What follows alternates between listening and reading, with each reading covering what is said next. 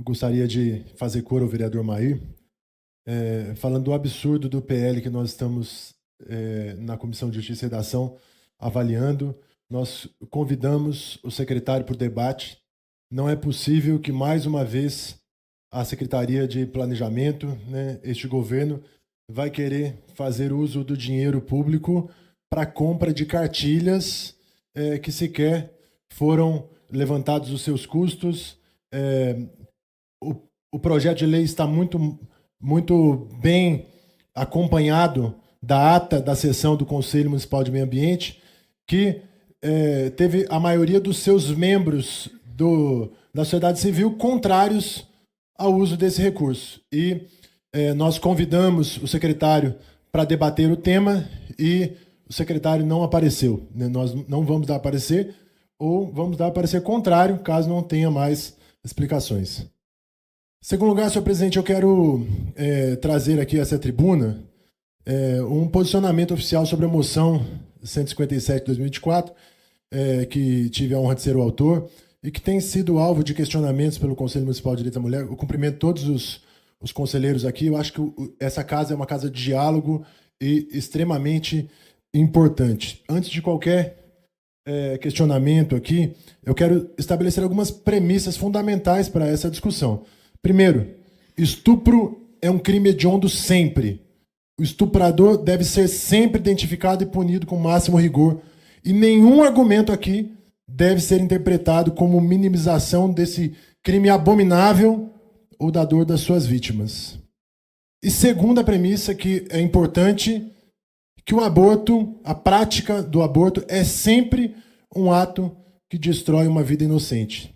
A do bebê que está se desenvolvendo no ventre da mãe e que se prepara para nascer. A moção de apoio ao projeto de lei 1904, de autoria do deputado Sóstenes, assinado por mais 31 deputados, ela visa corrigir uma lacuna no Código Penal, equiparando a prática de assistolia fetal ao homicídio quando há viabilidade do feto, ou seja, a partir da 22ª semana da gestação.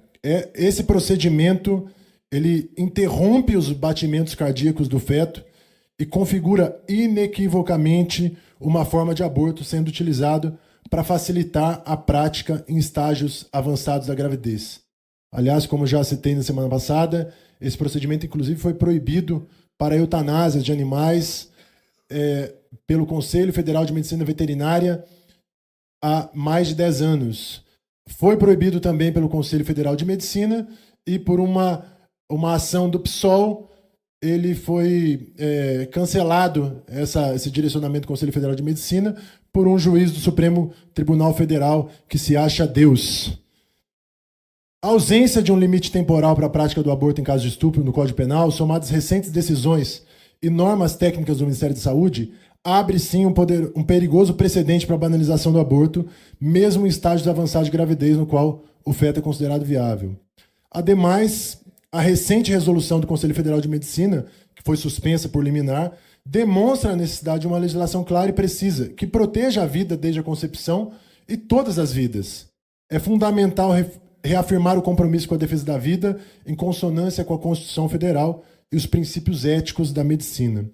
Eu entendo perfeitamente e me solidarizo com as preocupações do Conselho Municipal dos Direitos da Mulher, expressas na nota de repúdio, sobretudo em relação às adolescentes que engravidam vítimas de estupro. A violência sexual é uma grave violação de direitos humanos, causando sofrimento físico e psicológico imensurável às vítimas, especialmente às mulheres e às meninas, tanto quanto a prática de um aborto, sobretudo em estágio avançado. Nós não subestimamos a gravidade desse crime e a necessidade de um acolhimento e apoio adequados à vítima. Eu gostaria, no entanto, senhor presidente, nesse tempo que me resta, esclarecer alguns pontos cruciais que têm gerado confusão. Uma menina estuprada vai ser presa por praticar aborto? Não se trata disso. Crianças e adolescentes são inimputáveis, crianças não são presas, mas deve ser preso sim o médico que pratica, que deveria defender a vida, e pratica o aborto, torturando e matando o bebê pronto para nascer. Segundo, a garota que sofreu violência, ela deveria ficar com a gravidez, o projeto de lei, ele trata, para concluir, senhor presidente, trata sobre gravidez avançada, dos 6 aos 9 meses. Ao chegar nessa etapa, só é possível interromper a gravidez com um parto de um bebê vivo ou com um aborto que também irá ocasionar um parto de um bebê morto. A criança vai sofrer 2 vezes a violência do estupro, a violência do aborto. Adolescente não é mãe, estuprador não é pai. Adolescente não deveria ser mãe e, de fato, não deveria mesmo. Mas, se já está grávida, ela é. E o aborto, sobretudo nesse estágio avançado, pode trazer consequências ainda mais graves para o corpo, para o psicológico e para o emocional desta adolescente. O estuprador, ele precisa ser preso. É necessário fazer boletim de ocorrência, identificar o agressor e aumentar a pena para 30 anos. Esta, inclusive, era uma condição para se fazer o aborto, senhor presidente, em caso de estupro, e desobrigar a identificação do estuprador e o boletim de ocorrência foi um dos primeiros atos da atual ministra da Saúde, a socióloga Nízia Trindade. Isso sim é passar pano para o estuprador. É o PL do estuprador? O estuprador é beneficiado, é vítima esquecida e abandonada, como tem sido dito? Infelizmente, a maioria dos estupros acontece dentro de casa e o aborto sem identificação do estuprador apaga a prova do crime e o risco que se corre é que essa criança continue sendo violentada dentro de casa quando não se tem a necessidade de identificação.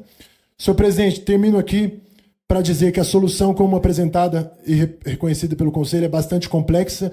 Não existe solução simples para questões complexas. Eliminar a vida de um bebê inocente de gestação avançada é a proposta simples que certamente trará uma série de outras consequências de saúde física, psicológica e emocional para mulheres. É preciso, sim, estabelecer uma política de cuidado às gestantes e um programa em prol da vida do nascituro, com o objetivo de garantir a sua segurança e seu desenvolvimento, com políticas públicas que assegurem a eles a vida desde a concepção até o nascimento. Para concluir, senhor presidente, existem diversas instituições do terceiro setor que fazem esse trabalho com excelência, como a Associação Guadalupe, a Missão Fiat Mirri e o SERVE, Centro de Reestruturação para a Vida, organizações não governamentais sem fins lucrativos que apoiam mulheres com gestações inesperadas, vítimas de abuso, violência ou que tenham passado pela experiência do aborto. O objetivo é oferecer todo tipo de assistência para essa gestante e valorizar a opção pela vida. Agradeço a oportunidade de expressar minha posição, reafirmo o meu compromisso com a defesa da vida, com a promoção da justiça e que possamos, através do diálogo e cooperação, construir uma sociedade mais justa, mais fraterna e prevenir uma série de problemas, tal como nós estamos trabalhando com famílias fortes e com uma série de outras questões. Muito obrigado, presidente.